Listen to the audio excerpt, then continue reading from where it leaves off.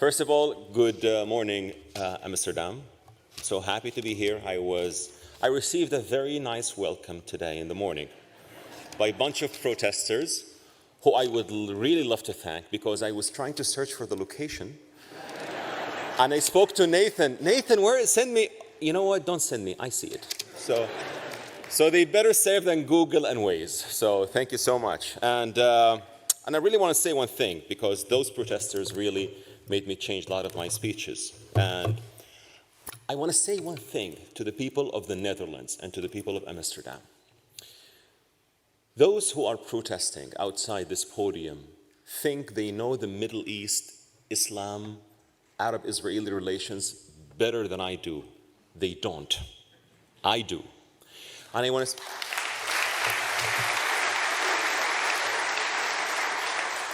And by the way, I'm not against any protest. But if they are trying to intimidate an Arab Muslim who was indoctrinated with hate, defeated that hate with knowledge, facts, and the truth, good luck. They can't. They can intimidate, as I saw many of them in American campuses, they can intimidate the white American Gen Zs. They can intimidate the white Dutch who don't really know much about the Middle East, but they cannot intimidate an Arab and a Muslim who knows the Middle East so well and who believes in peace with Israel and who believes in the rights of the Palestinians, not Hamas, to live in dignity.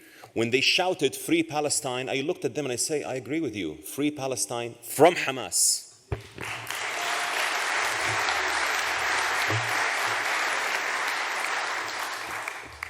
And I really want to say also that I met so many politicians in Europe, in America, in Canada, who asked me, "Hey, what is wrong with, what do you think we are doing wrong?" I told them, I'll be so blunt with you. You know what you're doing wrong? You are giving the liberal freedom to those who misuse it.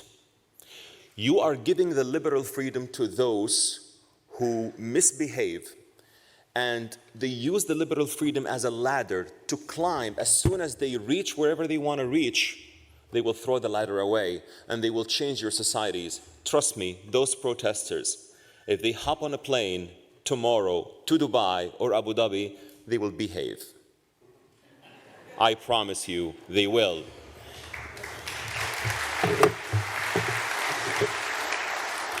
And if they are willing to listen, I'd be more than happy. I spoke to many Muslim communities in London, in Europe, in the US, and I told them, I didn't leave the faith. I'm a Muslim, I'm an Arab, and I believe in peace with Israel, and these are my reasons. But make no mistake, one day I was in your shoes. I was on the other side of the river. I know exactly how it looked like. And I said, thank you, I'm not going back. So, I am here mainly to share a message of hope to those who are attending and to those who are listening.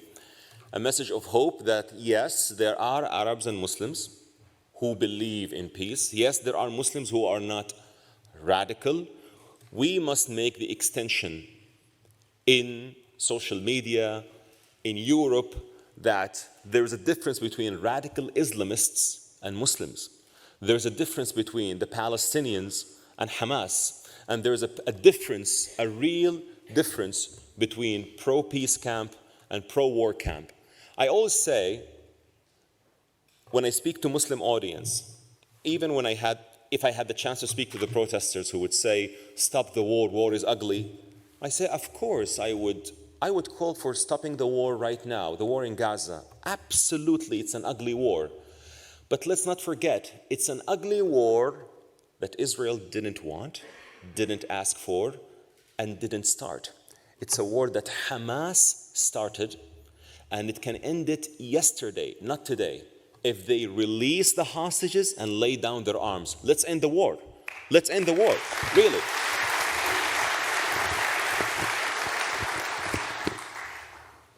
I was born and raised as a very religious Muslim. To those who outside chanted, "You are a kafir," by the way. They chanted, "You are a kafir." Kafir means infidel, person who doesn't believe in God. Well, I'm sorry to break the news to them, I memorized the whole Quran at the age of 17. I was a very religious Muslim. You can clap. 114 chapters, that's not easy. It's not like the Tanakh, so many books. So I memorized the Quran. I was a very religious Muslim, but my views changed when I was exposed to the Jews for the first time. For the first time, I was exposed to the Jews at the age of 27. At the age of 27, 16 years ago, in France, Paris, I learned more about Jews. I learned more about Judaism. I learned more about the commonalities that we have. And I decided to encounter the hate that I was indoctrinated with, and I put it face to face, and I had the chutzpah, or the courage, to say, this is wrong, and I want to learn the truth. And this is why many of those who hate Jews, by the way, haven't met a Jew in their life. Many of those who hate Israelis haven't met Israelis in their life. Ignorance is not a bliss, as many people say, but ignorance is the greatest enemy for peace. So, I do remember that when I was a religious Muslim, I'm still a Muslim, of course, but not a mishuga, in Hebrew, a crazy extremist who hates Jews, hates Israelis, no. But as someone who really changed with knowledge, facts, and the truth, I have the keys to dismantle the hate. I do remember when I came back from Paris at that time to Saudi Arabia, I had a discussion with my mother that I met. I stayed with a Jewish family. I'm exposed now to the Jews. I want to learn more. I'm investing my time to learn Hebrew, to learn the Bible, to learn the Jewish history, and to learn it. My mom, God bless her, told me, Loay, you are under a sudden fascination by this Jewish family. It will go away in 2 months. 16 years and counting. 16 years and counting. And when October 7 happened, that was the pivotal point to me to say that if you really change, you have to speak up. Why are you afraid to speak up? Did you really change? Did you really expunge the bad ideas that you had in your chest? Or are you afraid to speak up? I said, no, I did change, and I'm going to speak up. I know there's a price to pay, but I'm willing to pay the price. You know why you're willing to pay the price? Because I didn't change with emotions or just because I love Israelis or I love the Jews. No, because I really learned facts that I was indoctrinated with ignorance against those facts when I was young. Facts about Israel, facts about the Jewish people, facts about the region, facts that are the biggest hurdle for peace in our region, and I will get to tell you more about that. So, I realized many things that we were indoctrinated with, that they were wrong, and I assure you that many of those protesters outside are still indoctrinated with. Those who support Hamas in the West, I can assure you they haven't read Hamas charter. They haven't. And I spoke to many Americans, white Gen Zs Americans, in Providence, Rhode Island University, and I told them, excuse me, have you read the Hamas charter? He said, yes, I have read both charters, the watered-down one in 2017 and the original one in 1988. Please show it to me. He showed me the link. He said, you haven't read it. He said, here it is, the charter. He said, you haven't read it in Arabic. If you don't speak Arabic, you don't know what the charter says about their belief of the eternal enmity against Jews, of their total destruction of Israel. And by the way, they hate even Jews who are not, how to say this, who do not believe in the state of Israel. I just read an interview by Mr. Noam Chomsky, I think his name. I'm not so sure of how to pronounce it, but he said the Houthis, when they wave a flag that says "Curse be upon the Jews," it's because they haven't met a Jew in their life. They only know the Jews from Israel because Israel identifies itself as a Jewish state. Well, this is the problem with those who don't know the Middle East. There are Jews in Yemen who did not go to Israel, There are Jews in Yemen who I met in Abu Dhabi, in Dubai, who said, we don't want to go to Israel. We are Yemenis. We didn't want to leave Yemen, but we were persecuted by the Houthis just because we are Jews.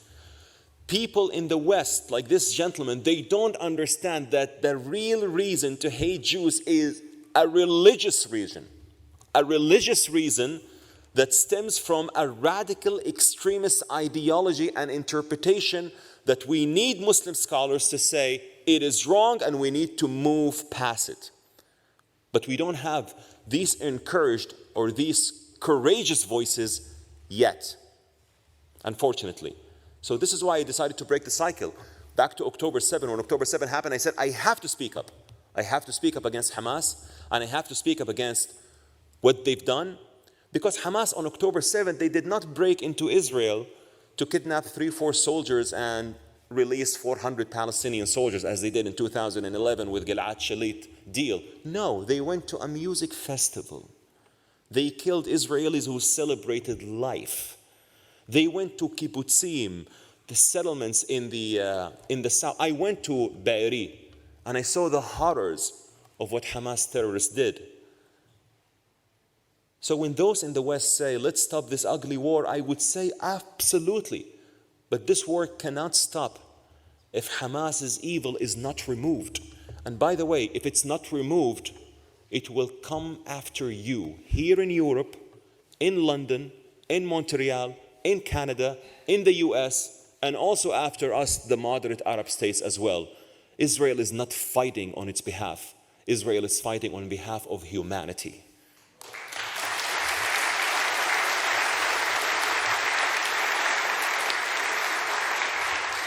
But why did October 7 really happen? It happened because there was a shift for peace in the region, the Abraham Accords, the peace agreement that I defend with all my soul, with my heart, with my mind, because I've seen how it was built from the grounds up.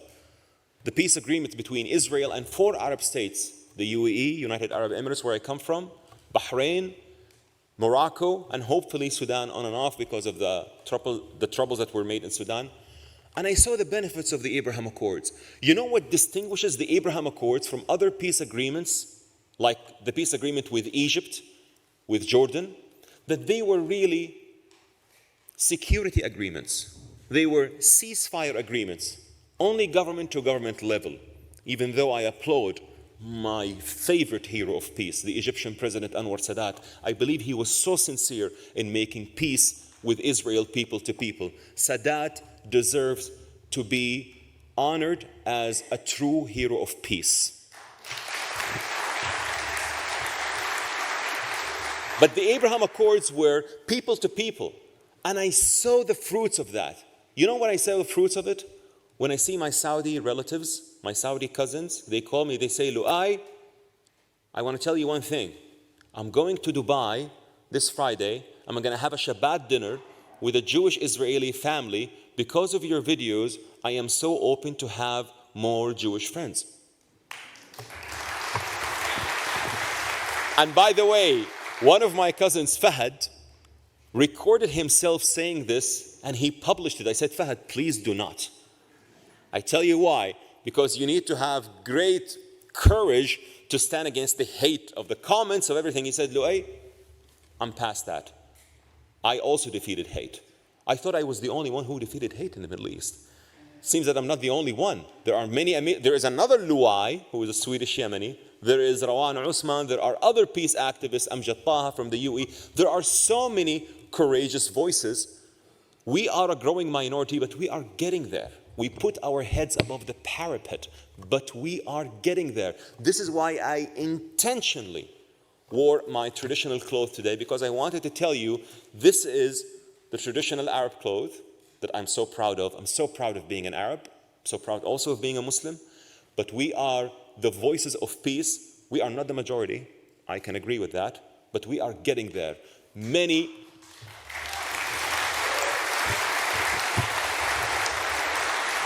movements in history started with a minority, but they became the majority one day. And we see that the only way forward is having a prosperous Middle East, a thriving Middle East. Look at yourself with what Trump did in the past 2 days or 3 days or a week when he came to the Gulf. What were the agreements based upon?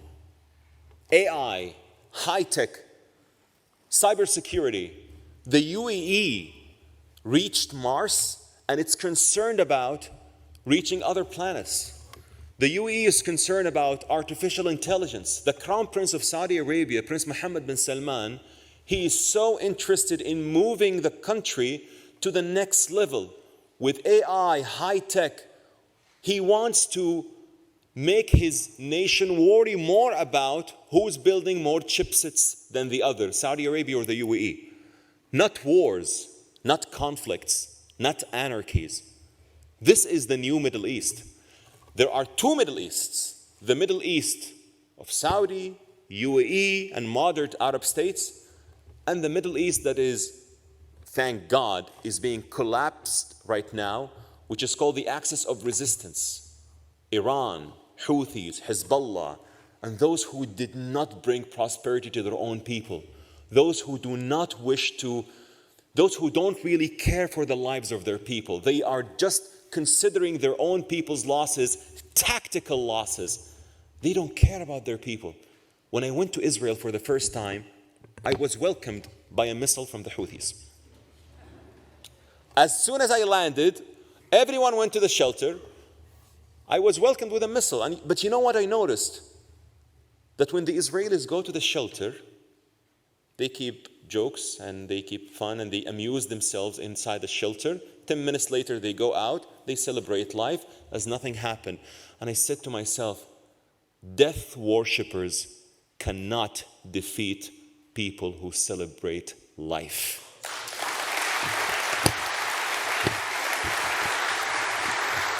The Abraham Accords made many people from Saudi, from Egypt, from Morocco see this face to face.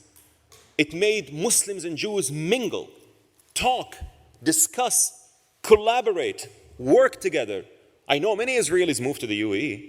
I know many Israelis who opened their high-tech companies in Dubai and Abu Dhabi. And I know many Emiratis who went also to Tel Aviv and Jerusalem and opened their own businesses.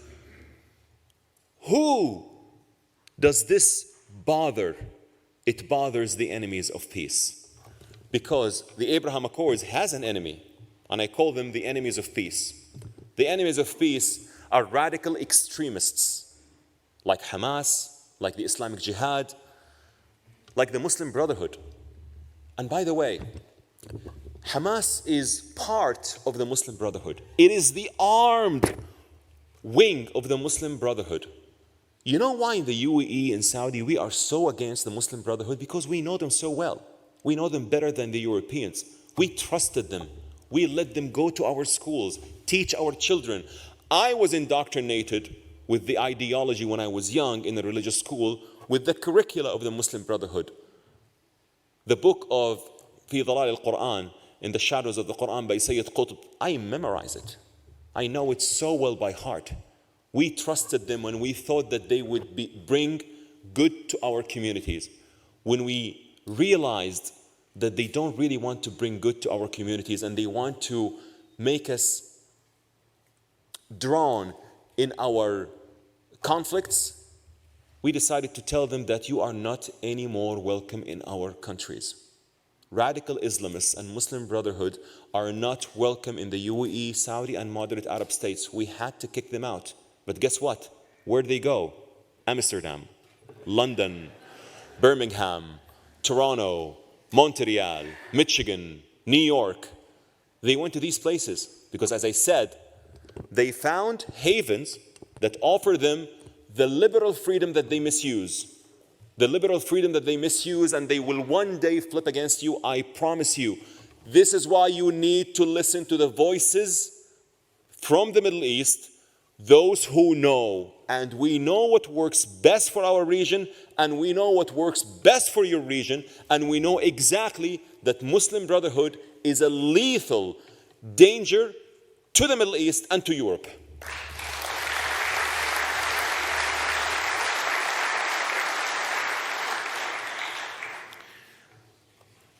If you really want to defeat the radical extremists, you have to defeat them with knowledge. And I'll give you some examples. It has to start from school. If you ask the 17-year-old Loay, why did you hate Jews? Not because I was a bad person, but because this is what I know. In school, you go to a school and your teacher tells you you have to hate Jews and Christians. Of course, Christians come second. They are not outcasted, but Jews first, Christians second. But why? Because this is what pleases God. You have to hate Jews for the sake of being Jews, and you always have to know that you are far superior than Jews and Christians. You have to hate them for what they are. Okay, so this is what we were indoctrinated with, and it was so sincere and honest in believing that. But if you teach your children that we have differences with our Jewish and Christian brothers, but we have so many commonalities that we can focus on, that we can build our relations on, things would be different in the Middle East. Do we have these commonalities? Of course we do. And I'll tell you how. You know, in our faith, Islam, please do not laugh. We honor, revere, respect, and name our children after Jewish prophets, kings, and heroes. I know it sounds a bit funny, but this is the truth. And I'm so sure you can find someone in the protest outside who would say, death to Israel, or death to, from the river to the sea, or Jerusalem is the capital of Palestine, and you ask him, may I know your name, my friend? It happened to me once. My name is Dawood, of course, and I'm a proud Muslim. His name is Dawood, the Arabic version of David. He is named after the king of Israel who proclaimed Jerusalem as the capital of ancient Israel. You can laugh, yeah, it is laughable. Or you can meet another Muslim outside who is so angry at the Jews and at the Zionist state, and his name is Yunus. But he doesn't know that his name comes from the Greek form Eunas, which comes from the Hebrew Jonah or Yonah, which means a dove, who was one of the most Zionist prophets in the Bible. The Quran praised him so much, but the Quran doesn't give the details. That Jonah refused the message of God to go to Nineveh to ask for the repentance, because Nineveh was the capital of Assyria and they were the enemies of Israel. How could you, my Lord, send me to the enemies of my people Israel to ask for the repentance? And I know for sure that you would accept the repentance. I am not going to go. I'm going to flee to Tarshish. And you have many Muslims named after Eunas, and they hate Israel. The son of the Houthis, his name is Jibril al-Houthi. You know, Jibril has no meaning in Arabic, but in Hebrew, Gever El, the man of God.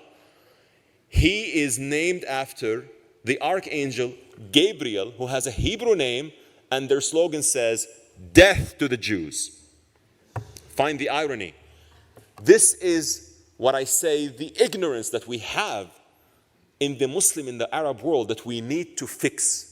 We need to connect the dots to tell people that, hold on, Jews are not foreign colonialists in their ancestral homeland.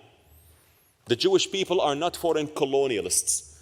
They are indigenous to this land. And anyone who says otherwise, tell them, please tell me where the word Jew comes from. They were never called Jews before 586 BCE. You know what they were called? Hebrews. Even Jonah, when he was asked by the people on the ship, who are you? You're causing lots of trouble in the sea. Says, Ivri Anochi, I'm only a Hebrew. They were always called the Hebrews. But after 586 BCE, when the Babylonians captured the people of Israel from the portion of the land that was called Judea, they asked them, where are you guys from? They said, we come from Judea. We are the Jews. If your ancestors, or if the ancestors of the Jews here on this podium were brought from the portion of the land that was called Binyamin, you would now be called the Binyaminites, not the Jews. So understanding history is so important to those who say that Israel or the Jewish people are foreign entities in our region. I was 2 days ago in Rome, and I went to the Colosseum, and I was so astonished when I saw the Arch of Titus. You know why? Because in the Arab world, there is a narrative that says the Jews are lying to the world by telling them that they had a temple in Jerusalem. This is a big lie. And this is Al Jazeera's favorite plot. And by the way, I was a big fan of Al Jazeera. I'm not going to deny that. I was repeating all their lies when I was a kid. Jews want to destroy Al-Aqsa Mosque and they want to build the the so-called Jewish temple. There was no Jewish temple in Jerusalem, of course. Are you kidding me? You want me to believe in the Bible? I don't believe in the corrupt book. This is what we were taught. Even though we don't know anything about the Bible, how it was written, how the Jews were taken into consideration, how to write this amazing book, Jews taught world writing. No, there was nothing called the temple. But you know what you can find in the Arch of Titus? You can find Jews carrying a menorah. They were the Jews exiled from Jerusalem, from Judea. And Titus was so proud of doing this. But you know what is the significance? That the menorah comes from the Jewish temple.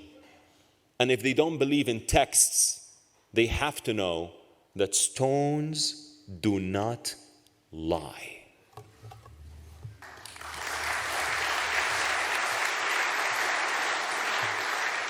So, I want to conclude with something other than education, but I believe education is a very, very, very important thing to do.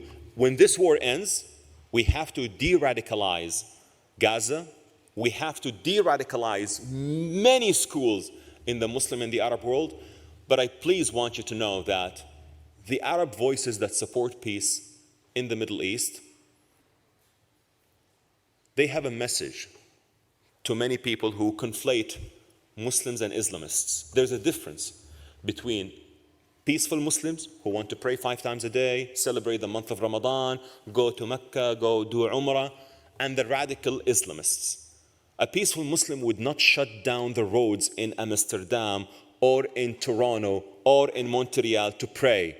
This is not a ceremony of prayer. This is a ceremony of showing power that we are there and one day we will take over.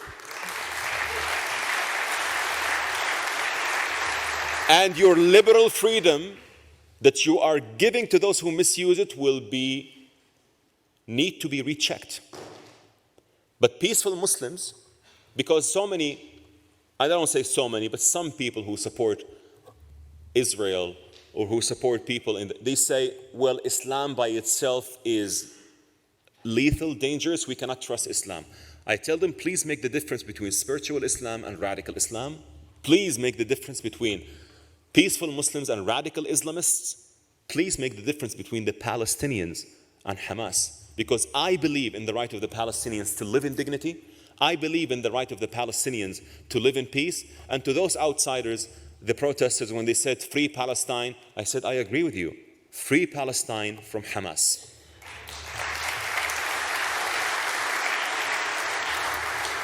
A call for action is something that I will conclude. Thank you, my dear friend Nathan, for inviting me here to the Netherlands. And thank you to all organizations in Europe, in America, in Canada that invite the growing minority. Please keep inviting us, that's one. And also, I want you to know that together we can make it work. We can make it work because we believe in a prosperous Middle East. What is our message? To annihilate the Palestinians? To destroy the Palestinians? To stand against the Palestinians? Of course not. We would never badmouth the Palestinians as people. But we would stand against Hamas and radical Islamists because we know them far better than those outside protesting. And we know them far better than the white American Gen Zs. And we know them far better than the Europeans who pretend to stand against Israel, saying that they are doing this for the Palestinians. They do not understand the Middle East. They do not understand radical ideology. They do not understand the Arab world better than Arabs and Muslims themselves. You cannot be more Arab than I am. You cannot be more than Muslim than I am. And I'm telling you, the only way forward is for Arab countries to come along with Israel. a prosperous Middle East, a Middle East where Isaac and Ishmael reconcile, a Middle East where the children of Abraham thrive, live together, a Middle East where the prophecy of Isaiah becomes true when he said, Lo yasa goy el goy herif velo yilmidu ud milhama. Nation shall not lift up sword against nation. They shall learn war no more. This is my personal battle, and I will keep fighting for it in social media, in podcasts, everywhere. Proudly, whatever the results are, whatever the consequences are, I defeated ignorance and darkness with knowledge, facts, and the truth, and I will keep doing this no matter what it costs. Thank you.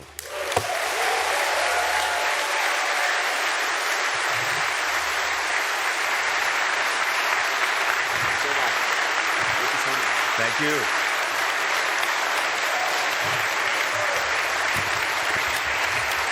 Thank you.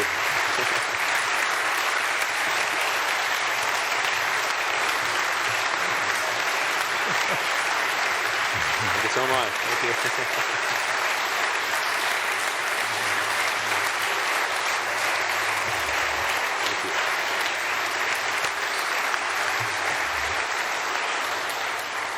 Loay. It's a shame I didn't learn how to say thank you in Dutch. Dankjewel. Dank u wel.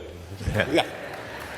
Loay, thank you very much for your very powerful words. Let's start with a question by a guy named David. Dawood, the king of Israel, who proclaimed Jerusalem as its capital, yes. David Sulam. Can you sketch out the differences between the Emirates, Qatar, Saudi Arabia and Kuwait into the relation of the Palestinians? So, many of these countries believe in the right of the Palestinians to live in dignity, of course, for a future that would achieve the aspirations of the Palestinians. But for example, Qatar sees Hamas as part of the Palestinians, and we have a difference here, but we don't believe that Hamas really brings any good to the Palestinian people. The Qataris say that they were asked by the Americans, which is true, unfortunately, to have a bureau for Hamas in Qatar, and this is why they are trying to help, at least to utilize this in the mediation. But many countries, like Saudi Arabia and the UAE, they don't want to see Hamas in the picture in the future for the Palestinians. And I believe that this is the right thing. Hamas should have no future. Hamas brought disaster to the Palestinians. The Palestinians, I say it again, they deserve to live in dignity, but this dignity was taken away from them by radicals and extremists like Hamas. Yeah. This is the main difference. Okay. Did the Abraham Accords change the view of the normal citizens in the Gulf, in your country also, about Jews and Israel? Of course. I told you, many of my relatives from Egypt and many of my relatives from Saudi Arabia, when they came to the UAE and when they saw how the people-to-people relation work, they really sensed that, you know what? This is my first encounter with an Israeli. Oh, they don't have tails. They don't have fangs. They are not the bad people that we were taught. And the Abraham Accords helped that because it brought people together. And I want to say one thing, if you allow me. Even in this war, the Abraham Accords benefited the Palestinians. You know how? 42% of the aid that got into Gaza, it was offered by the United Arab Emirates. It wouldn't be possible to offer this much of aid to the Palestinians or to the innocent Gazans without the Abraham Accords. You know why? Because you need a high level of coordination with Israel to do this. And the UAE built a field hospital. So the UAE and Saudi, they really understand the difference between the Palestinians who did not choose to be part of this battle and Hamas radicals and terrorists who really orchestrated October 7 to stop or to torpedo the peace agreement between Saudi Arabia and Israel. But they will fail. And I will tell you why. I tell you why I think they will fail. Because last night I saw the Eurovision of Yuval Raphael. Big clap to Yuval Raphael. Yeah. And when I saw her dancing and singing, and she said, Am Yisrael Hay, I said, you know what? Hamas must be fuming right now because they tried to kill her, but she survived. She hid between bodies, and she sings again and she will sing again, and the people of Israel will sing and dance. This is how you defeat Hamas and the radicals. Because as they were defeated last night with Yuval Rafael, they will be defeated, inshallah, when more Arab states will have peace with Israel. I know that it's cloudy and gloomy right now because of the war, but when this war finishes, everyone will know that those who stood by Israel stood by the right side of history. Okay. Do you see a role of your country and all the countries who are signing the Abraham Accords also in the future? Do you see a role for those countries in the future of Absolutely. Gaza? Absolutely. There will be a great role and involvement, but it will not be on a blank check. Of course, it will be with an authority that will not be Hamas. It will be with an authority that will promise not to bring disaster again. It will be with an authority that will bring peace to the region. But of course, Saudi, UAE, and Egypt and other countries, they will invest hardly in Gaza when Hamas is removed. That is for sure. But with Hamas in power, it's not going to happen anytime soon. No. But of course, and also in education. Education, by the way, the UAE is the only Arab and Muslim country that teaches Holocaust in its curricula. It is the only Arab and Muslim country where a Jew can wear a kippah and run safely in the streets of Dubai and Abu Dhabi. It is the only country that has the Abrahamic family house, a church, a synagogue, and a mosque sitting side by side. It is the only country, Arab and Muslim, that considers anti-Semitism a crime, not an opinion, like so many European countries. Thank you. Another question. How does a moderate Muslim like yourself and others win a discussion with those fanatic radical Islamists? That's a good question. We can win that by telling them that we know Islam better than they do, and we tell them that your interpretation of the faith are interpretation that would not bring benefits to the Muslims, and we can see that on the ground. We can win this discussion by having more prosperous societies. Why do you think radical Muslims, give me one nation that adopted radical Islam and succeeded? Never. No. So the UAE is a moderate Arab and Muslim state. Saudi Arabia is an Arab and moderate Muslim state. Saudi Arabia decided, and by the way, the Crown Prince was so honest with that and was so straightforward. Yes, we had a very dark ages in our country, but we moved forward, we fixed our curricula, we fixed our education system, and we moved forward. We left the radical ideology behind. So I can win an argument with those who say, the custodian of the two holy mosques in the Muslim world, you think you know Islam better than him? Or you think you know better Islam than the UAE? Of course not. And look at the societies that adopted moderate Islam. Look at their GDP. Look at their economy. Look at how people living there. Yeah. And look at how people live in Afghanistan or in other radical Muslim states. This is how I would win the argument. Okay, but you can say the same thing about back to Gaza. You know, if the Gazans choose Hamas 17 years ago. It's 17 years ago. And yes. Hamas sabotaged any more election after that. We have to state facts because these details make the difference. Yes, Hamas came into power, but it was one election that was sabotaged later. Yeah. Hamas did not win any more elections. And I can tell you that there are really innocent people in Gaza. There are people in Gaza who protested against Hamas and paid their life for it. We cannot just say there are no innocents in Gaza. Yeah. There are innocents in Gaza. Yeah, that's true. But there are also children, generations who brought up in those 17 years of Hamas rule. So how do you change those people in? You cannot change those people by changing education because it's too late, but you can change the regulations. You can change the regulations. Why do they, I ask you again, those protesting outside, why when they come to the UAE they behave? Why so many Gazans when they come to the UAE they would never make anything wrong? Because the regulations are so strict and there is no tolerance for these acts.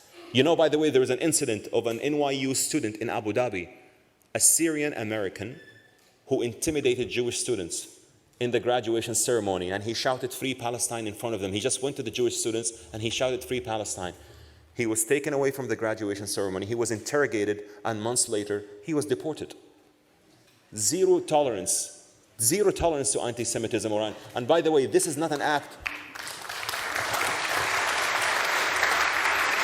And those who criticize the UAE by saying, well, you are suppressing freedom of speech. That is not correct. This is not freedom of speech. When you go to Jewish students in specific and you shout Free Palestine in a graduation ceremony, you are intimidating them and you're telling them you should not feel safe in the UAE. So the UAE authority tells them, well, you know what? He is wrong and he will be punished. So these are the kind of regulations. Yeah. These are the kind of regulations that will make any anti-Semitic, when they come to the UAE, will think again if they ever do something wrong. Yeah. Okay, talking about that, you talked about the Muslim Brotherhood. Going to the streets, going to New York, to Amsterdam, everywhere in the West, and you talked about the naivety of the West. So what is the trick of the Muslim Brotherhood to infiltrate in the West, and why is it so dangerous? So, first of all, it is so dangerous because they are taking over so many Muslim institutions, and this is also one of the things that we need to, the moderate Muslims need to take into consideration, that we need to compete with them. The mosques? Yes, the mosques. They take control of, and they tell people that we are the official spokesman of the Muslim population. But they hide their true intentions. You know why we know that? Because we welcome them. By the way, the Muslim Brotherhood, the UAE is the most vicious front against the Muslim Brotherhood. But you know that they started in the UAE in 1972? You know that they flourished in Dubai? You know that Sheikh Mohammed and Sheikh Abdullah and Sheikh Zayed welcomed them and really trusted them? But do you know that they planned a coup d'etat against the royals in Abu Dhabi? Yep. So we know how they think. We know they use religion against the systems to take control. They want domination. I want to tell you one thing. Many radical Muslims who come to Europe, they don't appreciate that what Europe has given them. They don't want to assimilate. They want to dominate. I asked some people that I know from North Africa who went to France and who became French citizens. And then they say, I hate France. Then why are you in France? Well, the passport is good. I'm enjoying the benefits. You see, very blunt. But this is the truth. They take things for granted. And why do they take things for granted? Because your laws allow it to happen. So this is why. So we have to change our laws. You need to change some of your regulations, at least to protect your own societies, by the way. I'm just telling you, there is a danger in this ideology you do not know, and none of them outside, or the white European or American Gen Zs, will tell you better for the Middle East than Arabs and Muslims who come from the Middle East. Okay, so the politicians should listen and act. I really spoke with so many politicians in Canada, and I told them, by the way, there are people who are supporting Hamas in Canada. No way. Give me a proof. And I showed them some tweets. Well, you know, we have to translate it first. We have to put it in context. And we have to understand, do they really mean it or they don't mean it? But we are telling you they mean it. And by the way, when you indulge these terrorists or when you indulge these people, guess what?